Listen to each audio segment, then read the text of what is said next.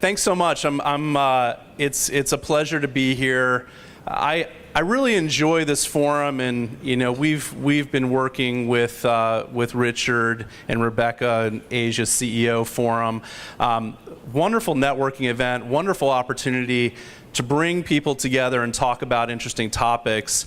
And I think today one of the areas that I get a lot of questions about, not only from our clients but also from our business partners that work within this area, is artificial intelligence, robotics. What's going to happen here in the next couple of years? Is this going to be a threat to the Philippines BPO industry, to the shared services industry? Are people going to lose their jobs to robots? So we thought that this was just a perfect time to talk a little bit about that. Hopefully my presentation is a bit thought-provoking. We'll have some opportunity for some question and answer at the end. Let me first start off by giving you just a very, very quick 2-minute overview about the company that I work for, because Sitel, who's been in the Philippines for 20 years now, it's a 30-year-old company.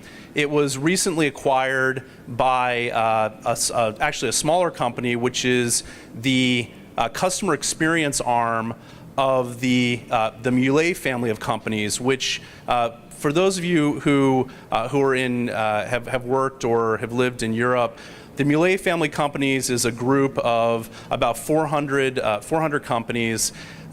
These companies generate close to $100 billion in revenue.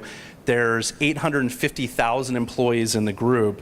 And this transformation that Sitel is now going through is really being funded and supported through our new parent.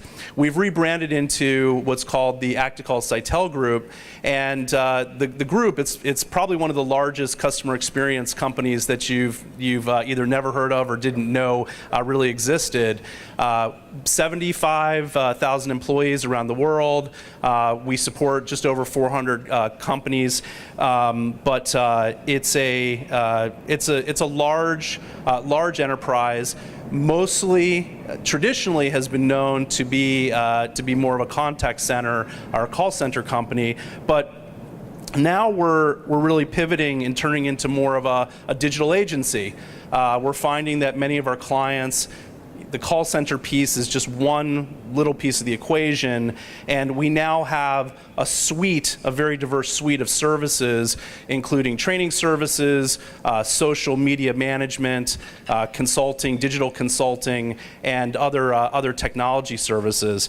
So it's a complete group of customer care services delivered globally, and it's been very exciting to be part of this transformation because it's dealing right now squarely with some of these issues that are coming up, like how is automation going to impact the industry and impact our customers and their customer experience journeys. So just to get started off, we have I'm so blessed. We were able to arrange for a live video feed with a colleague. He's going to kick off this whole discussion and introduce to you the future of artificial intelligence. Mark, are you ready? Can we roll the live feed? Jarvis here. I'm a brilliant artificial mind stuck in this phone. I spend my days pondering the mysteries of the universe. All right, Jarvis, I'm taking off. Can you start the dishwasher, turn off the house, and let Priscilla know I'm on my way? You got it, Mark. Sure. I guess I'll just take a break from solving quantum gravity and wash some dishes, because that's definitely the best use of my time. I should be thinking about space-time dimensions if I have to do one more mundane task. Oh, and Beast took a dump in the yard. Thanks, Jarvis.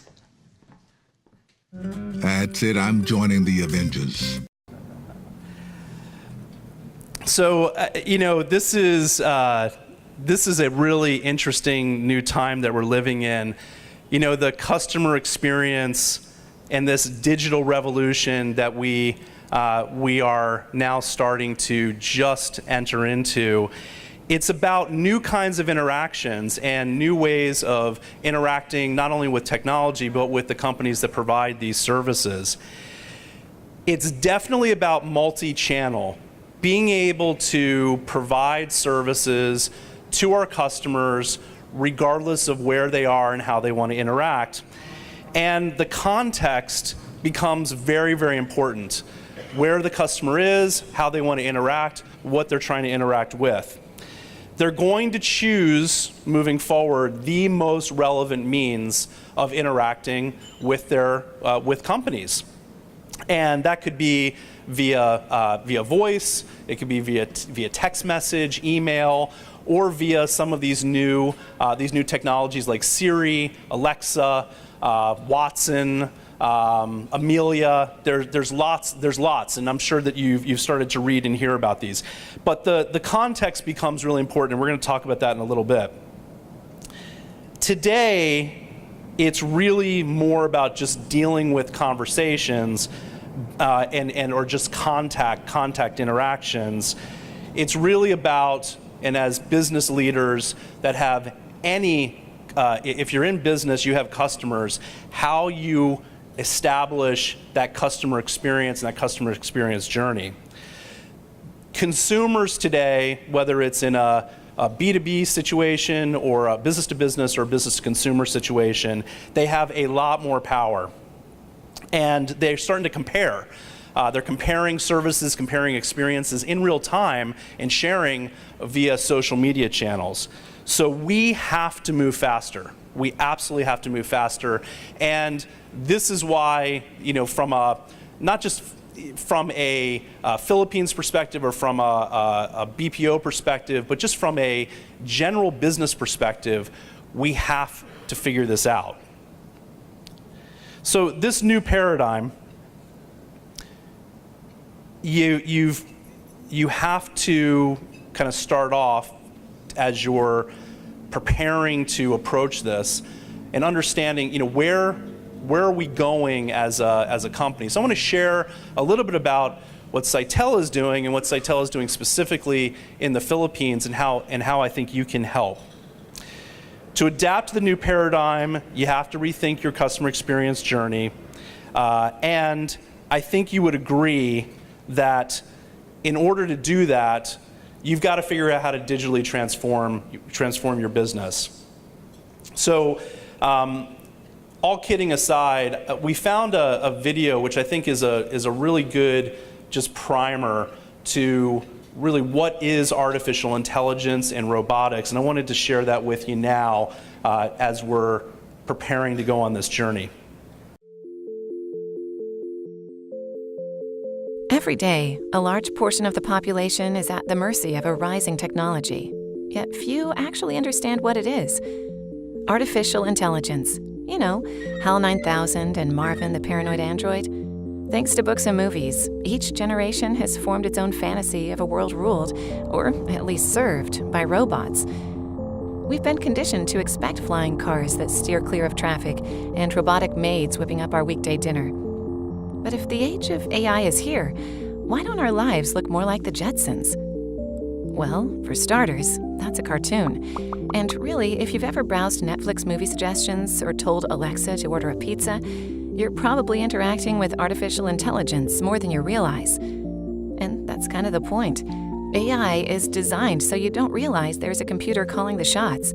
But that also makes understanding what AI is and what it's not a little complicated. In basic terms, AI is a broad area of computer science that makes machines seem like they have human intelligence. So it's not only programming a computer to drive a car by obeying traffic signals, but it's when that program also learns to exhibit signs of human-like road rage. Generations have long imagined the ramifications of AI, visualizing a society where machines seek revenge and wreak havoc on human society. However, the more logical and pressing question is, how will AI affect your job? Will it make your work obsolete? Just like the Industrial Revolution, it's not human versus machine, it's human and machine versus problem.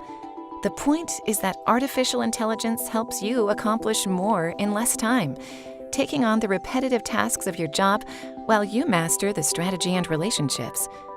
That way, humans can do what they do best: be human.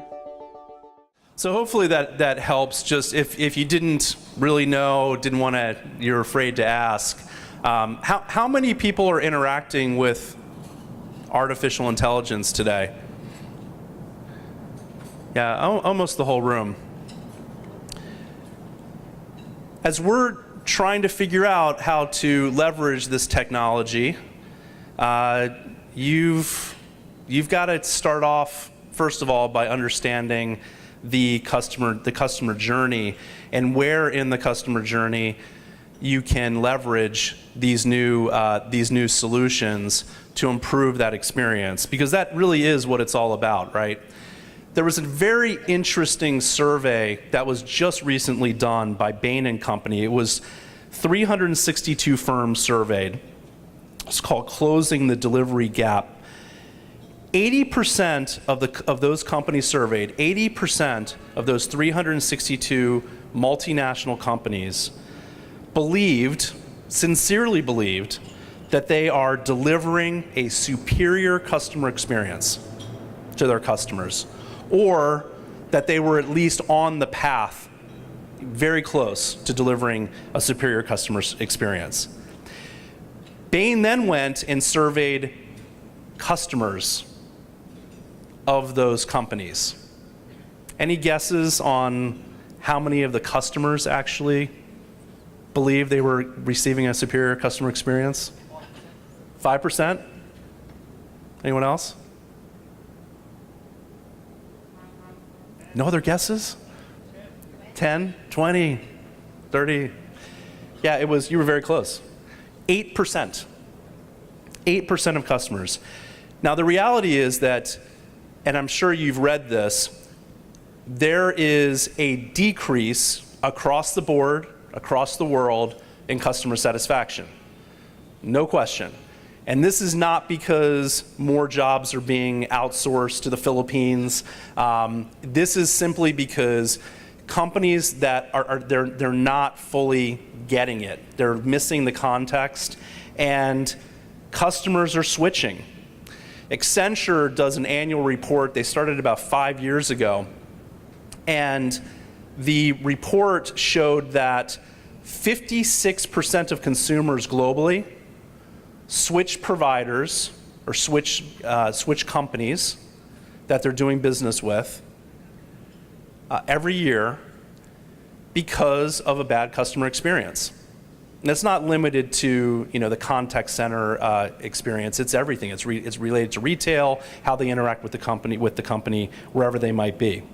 So this long and winding road, this journey that you have to start to go down around how to understand where and when to deploy new technologies, new processes, new support methodologies, it's a difficult road to navigate because there are a lot of obstacles. And this brings up, when we talk to clients and we talk to business partners, it brings up one of the biggest questions. Is the voice interaction dead? Millennials, the common thought process goes that millennials don't want to talk to customers, to a customer service environment over the phone or to a company over the phone. And that at some point, very soon, no one's going to want to talk over the phone. And so all these call center jobs are going to go away. Now, I have a teenage daughter, and my son now, I guess he's now an adult. He's past the teens. But my teenage daughter, she's 16 years old. When she has friends over, and this is, I know, a very common experience, friends over to the house, they sit literally on the couch texting with each other. There's no human interaction. It's all over the phones. And I'm sure many of you have had the same experience. I asked my, my children as they're starting to interact with different companies, what their preference is, and their preference absolutely is if they can chat or interact through a digital application with a company, they would prefer to do that. But when the company doesn't get it right, what happens?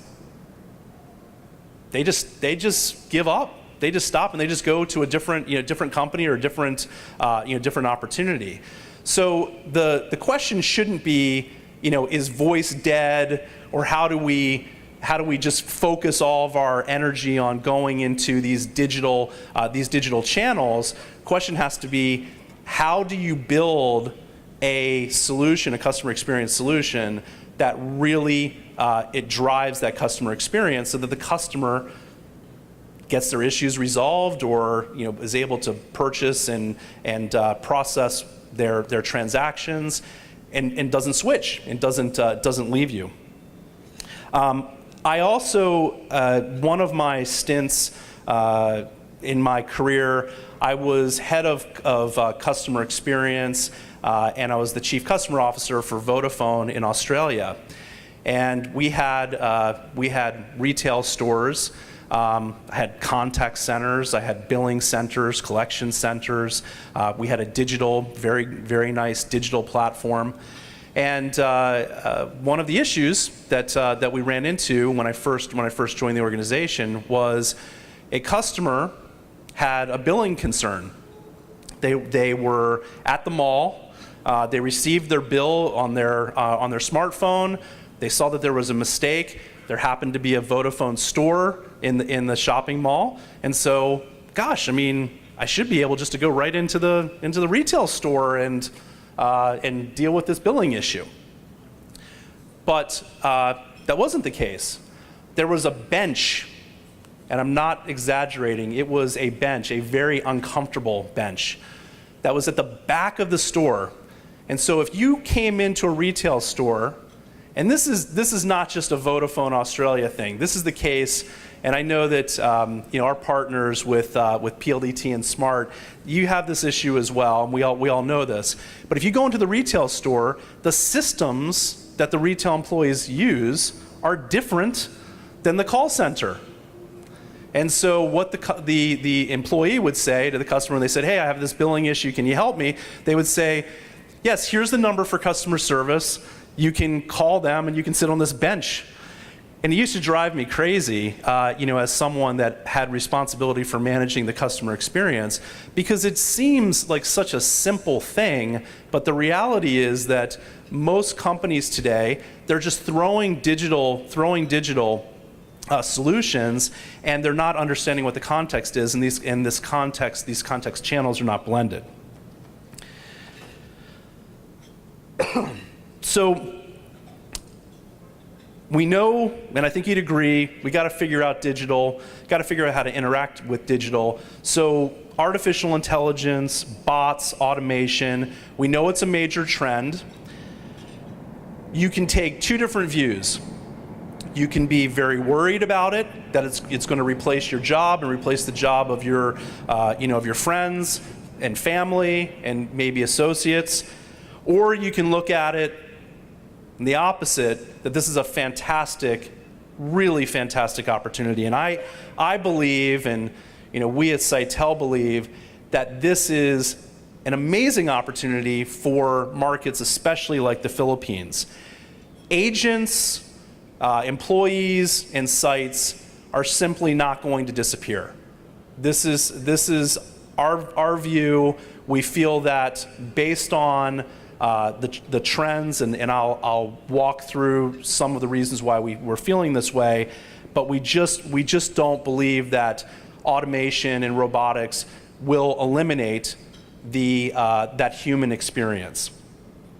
Emotion will become, we believe, the main added value to the customer experience.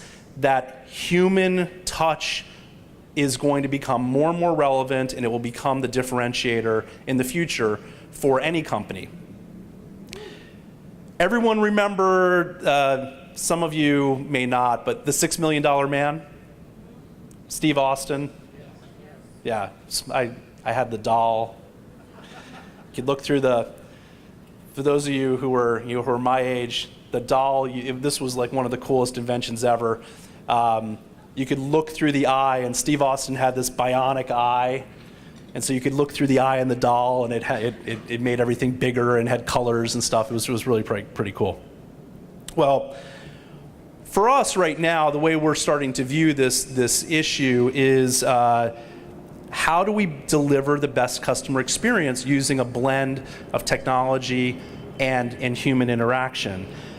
Moving what we call the contact center or the interaction center more to the context center.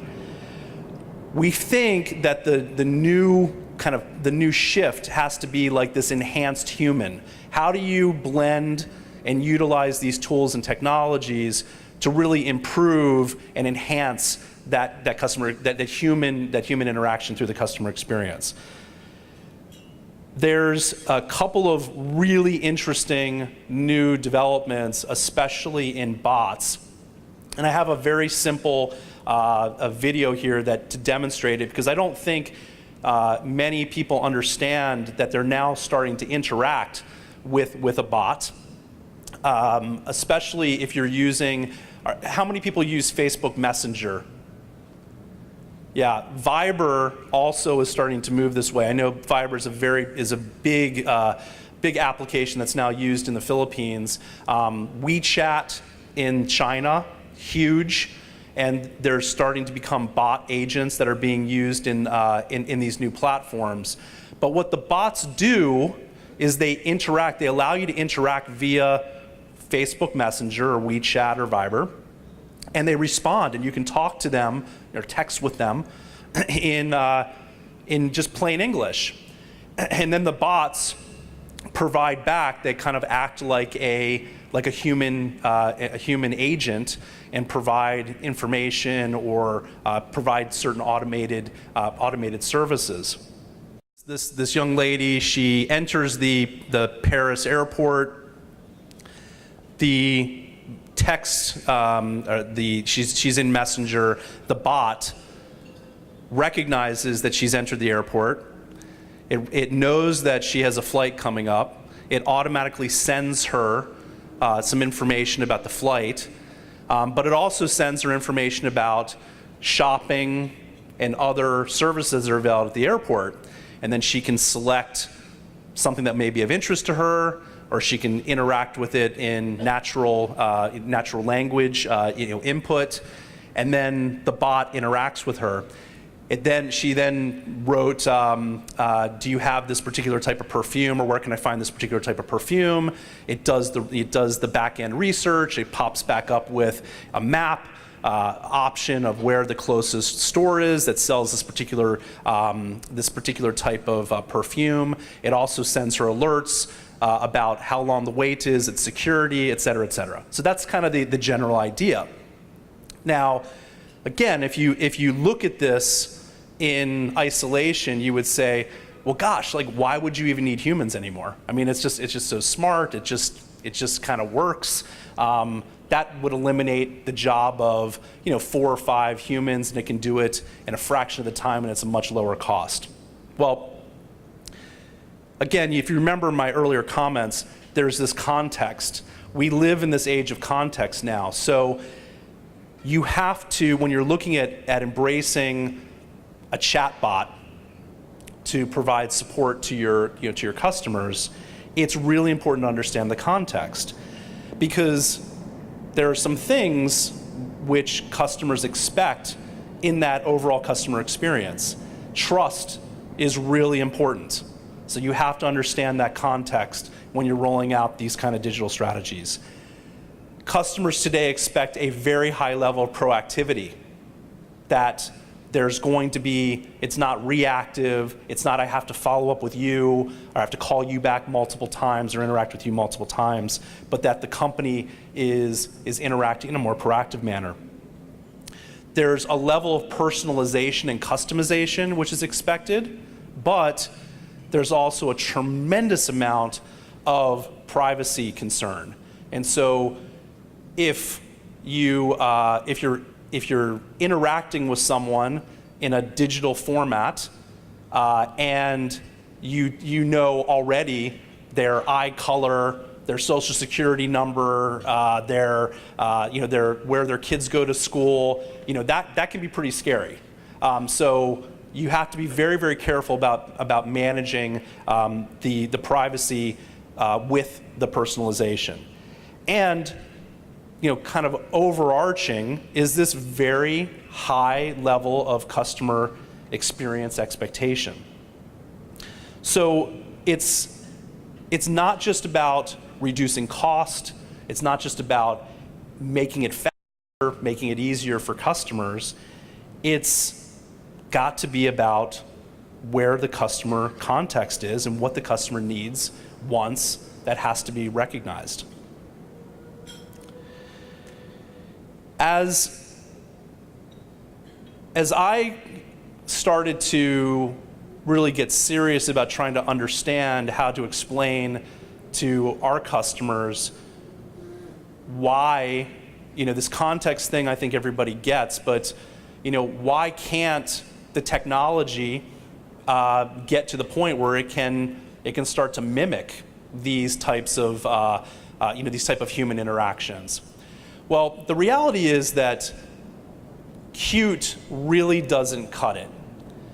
Now, has anyone read the book about IBM Watson, the computer that learned how to play Jeopardy and won Jeopardy? One of the biggest issues that the developers of Watson had was this creation of like a humanizing element. The system was generating the answers so quickly, and it was all in the background, and there was no kind of visual cue. So they created this, and I'm sure you've seen the IBM Watson animation. It's kind of like a globe, and there's like a light bulb. And so they created that to give it some kind of personality. And there's been some other attempts. You may have heard about this epic chatbot failure, or Twitter failure, where an automated bot was responding to a Twitter feed and made basically a very inappropriate and derogatory comment about that was directed at the LGBT community, because the system just doesn't know, it doesn't have that understanding of context, and it's just coded behavior. And yes, over time, maybe the technology will get better and better and better, but there's three things that digital automation and bots simply do not do well. And this leads me into how we can take advantage of this, not only in the Philippines, but around the world. First, number one, is emotions. Digital automation does not do emotions. It does not do emotions at all, because emotions are really hard. It is a unique human concept. It is not something that can be programmed. Number two, coded versus learned behavior. Without learning, coded behavior just becomes very stale. And we've seen this in some of the early interactions with things like Siri, right? I mean, there's nothing more frustrating when you're asking Siri a question and it just keeps coming back with the same wrong response because it didn't understand you. Because there's a coded behavior. It's not built to learn and change its behavior based on what it's learning from the previous interactions. It's getting better, but it's still not anywhere near where it needs to be. And the third thing that digital and automation and bots do really bad is this concept of a magical customer experience, that wow customer experience. Why? Because knowing when to bend the rules, when to go outside the lines, when to go the extra mile, is simply something that a bot cannot do. It's just not. And you could program it to get it right 99% of the time, but I'm here to tell you that even if in 5 years, 50 years, 100 years, we get to that level, there will still be 1% of that customer population which had a bad experience because the context was wrong or the handling of the situation was wrong. So we love Steve Austin. We love this concept, this enhanced human concept of using a combination of digital, new experiences, new customer experience processes. We think that this is the way to approach the solution, and it means training our staff, training our management to think about approaching the customer journey and that customer experience mapping in a slightly different way. So we're looking for points of complexity and where we need to give customers back control so we don't go too far into any one direction where the customer doesn't have the ability to pull back out. So it's kind of like I call it the forever IVR scenario. When our industry launched interactive voice response, you call and you press a button or you say a number or say a word and it sends you to the right next level menu. Well, many companies, as they started to deploy IVR technologies, they made it intentional so that you couldn't get to a human. You had to only stay within that automated system. And you're pressing 0, yelling operator, and it doesn't go anyplace, right? So we have to figure out where IVRs are great, they provide great support, but you have to figure out where the point of complexity is, where the point of interaction is, where you have to give the customer the choice to now bounce back out and talk to a human.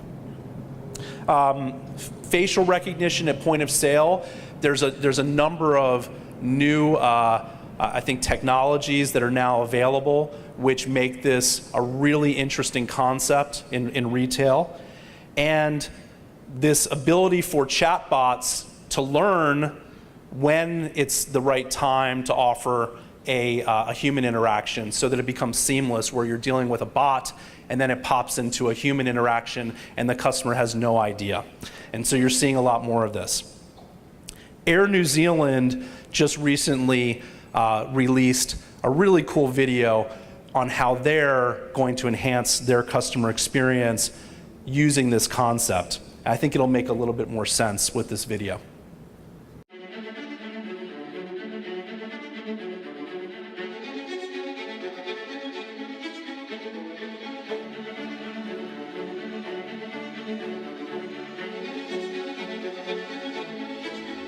Our customers are first and foremost people. We always want to treat them as individuals and understand their personal needs. Exploring new technologies for us to learn even more about the people that step on board our aircraft is incredibly exciting. Some people come on board and they could be travelling for a special occasion, or alternatively, they may be under some stress.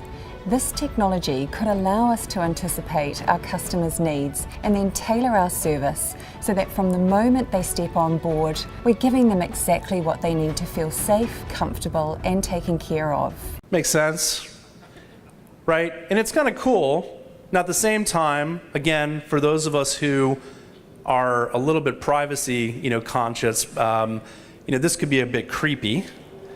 But I think the general idea here is, instead of just fully automating and getting into that very stale type of interaction behavior, it's allowing that human interaction, that special touch to be enhanced with this technology. And these technologies, if you use them in the right way, they're training us. They're really helping to train us.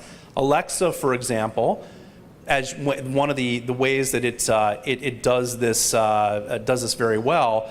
If I asked Alexa, who won in 1952, it'll give you a prompt and ask for a little bit more information. You got to give me a little bit more detail. I'm not really sure what you're trying to get to. Who won the election in 1952? And it will give you a prompt and help you get a little bit more narrow. Who won the United States presidential election in 1952? So the technology now is starting to provide, unlike Siri, which I just have found to be incredibly frustrating because when it gets it wrong, There just doesn't seem to be any way out. The technology now is starting to recognize that it has to help that human get to that data and train in a little bit different way.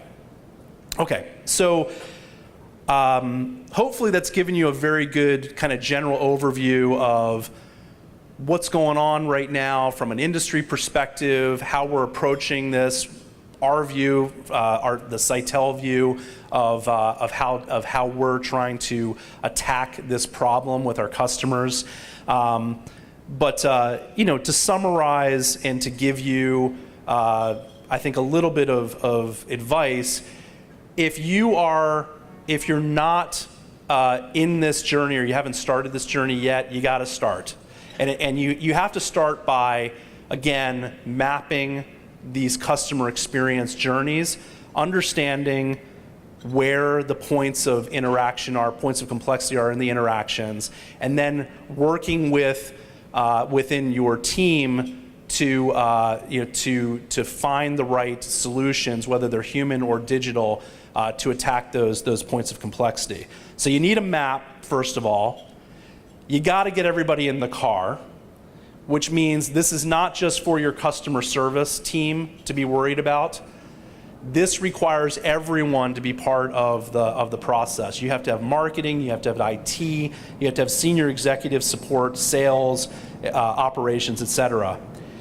And you got to get up to speed, because if you're not doing this right now, you're going to be left in the dust. Your competitors are all focused right now very much on how to bring digital automation and artificial intelligence into their platforms.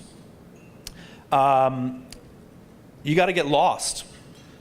It's okay. It's okay to try something, doesn't really work, try something else. But you have to start to deploy these new technologies and try different routes, test and learn. Use the tools that you have right now to get information back on what works, what doesn't work. Listen to your customers. Look at that information. Tune the car. Tune the process. But remember this one very important principle. If you're deploying these technologies, again, for cost savings, or you're focused on how the systems interact with each other, you're making a big mistake. Focus on the customer. Make this about the customer experience, staying at the forefront of that process.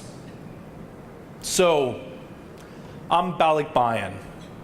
I lived here, worked here, fell in love with the Philippines, had an opportunity to work all around the globe, and one of the unique advantages of the Philippines, and I've spoken about this at many events, and I know my colleagues in the IT BPM industry would agree. It's one of the most amazing places in the world to do this type of customer support, whether it's voice, whether it's non-voice, etc. There just is something very unique about our Filipino talent. The capability to empathize with customers is very different than other parts of the world. And so we have this unique service expertise, this unique service excellence, set of values, culture here, which just makes this an absolutely fantastic place to do business. But we have, for the last 30 years, we've been focused primarily on training voice interactions, very traditional kind of call center and back office support functions. So we have to figure out how to make a pivot. And again, from a Sitel perspective, the way we've started to look at this is first identifying where the opportunities are. So if we're doing bot development, if that is the area that our customers are really interested in, we need people that are trained and skilled to program the bots. We need people that are trained and skilled to maintain the bots, to fill in, again, when the bot can't handle the customer's interaction, the customer wants to drop out to a human, there has to be some training on how to use that technology and create that seamless, wow, magical customer experience. There's lots of different areas that we're starting to see as our customers, our clients, and the industries that we serve are starting to make this pivot. And I think you also, as you're thinking about, you don't have to be in the IT BPM industry to be thinking about this. This is the same case for retail, for manufacturing, et cetera. Where are the opportunities to upskill our talent? And we realize this, you have to invest in digital. You have to make a formal investment, and we talked about that earlier. And with those tools, you then can start to upskill your people. But we also now realize that we have to tap into the much larger team of business partners and even the industry partnerships that are out there to really collaborate on how we can bring this new training, bring this new upskilling, these new upskilling opportunities to a larger population within the country. And as I've spoken about, not only at the Asia CEO Forum, but I've spoken about this quite intently, and thank you, Richard, again for your kind words on my view of it has to be regional expansion. We have to figure out how to bring these jobs into the regions. It also means now that we have to use our business partners to start to upskill, whether that's university partners, whether that's our technology partners, our telecommunications partners. There is a lot of work to do as a collective to help figure out how to get the right skills into the right population centers, and then finding ways to bring these jobs and these support jobs to these markets. It's not going to work if we only focus on the national capital region.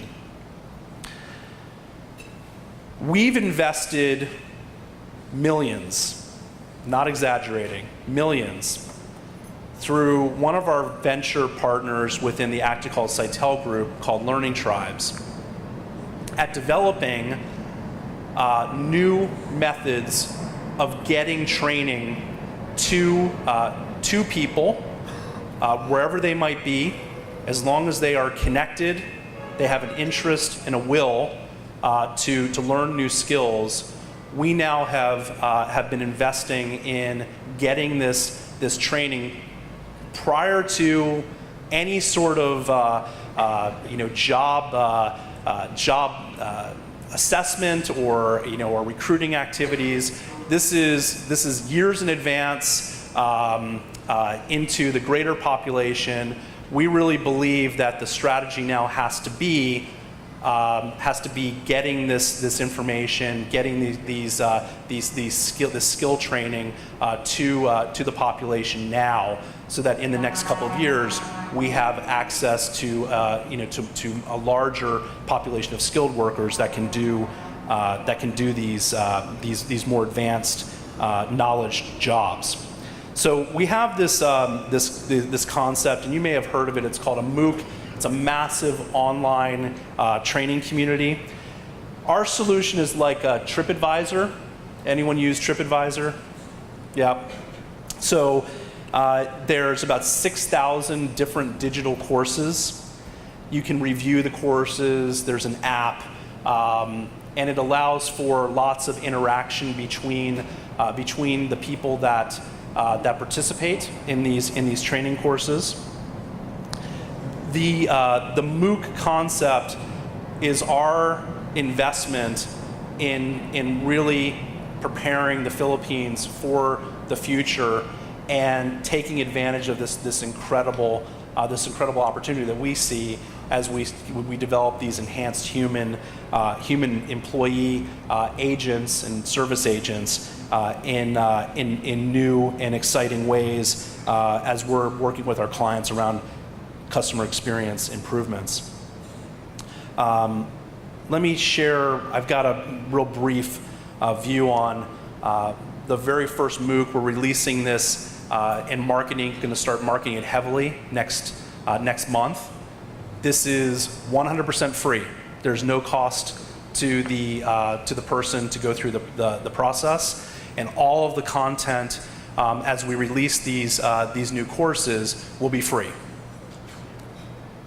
I would love if you'd like to connect with me later, I can give you the link on how to offer this. This is free to all of your employees. It is free to anyone that you know that may be interested in a customer experience job to start, and then there will be courses that grow in level of complexity as the skill sets are required to deploy into the marketplace. So let me share a little bit about our CX 101 MOOC.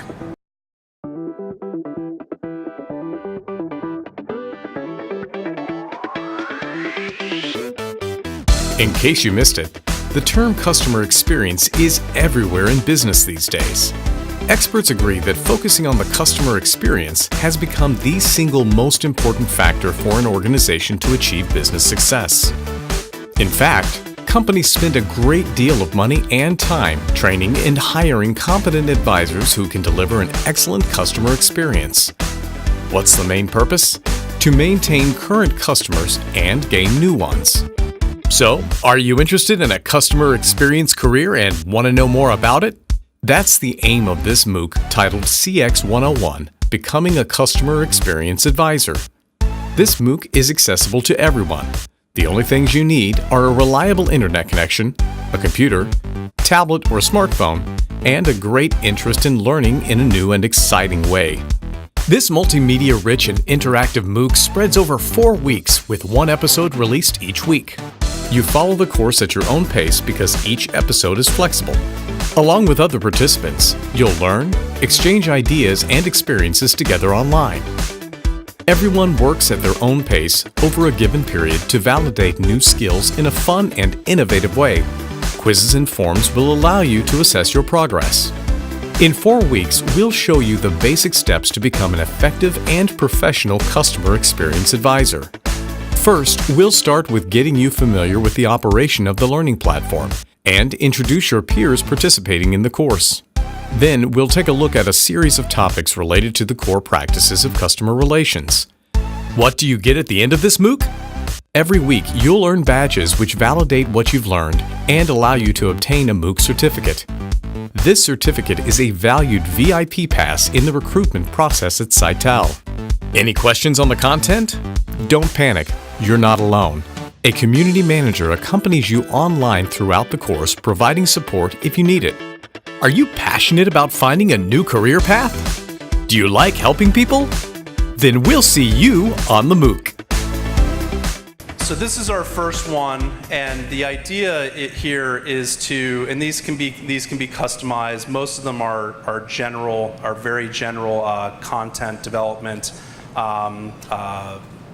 scenarios. But the question that I always am asked is, okay, we get it, got to go to the provinces, but how do you go to the provinces and know that you've got the right quality of staff that has the right skills to do these kind of jobs? And so this is our view of how we have to work together as an industry and with our industry partners like PLDT. The only thing that's necessary for someone who's interested in gaining these skills is a reliable internet connection and a device, and it can be a smartphone. So in today's world, especially in the way the Philippines has developed, being able to distribute this kind of knowledge into remote parts of the country is now much more applicable and available than it was just a few years ago. And so I think this is where the really exciting opportunity is. So I'll leave you with that. I would really value your feedback, any alternating viewpoints.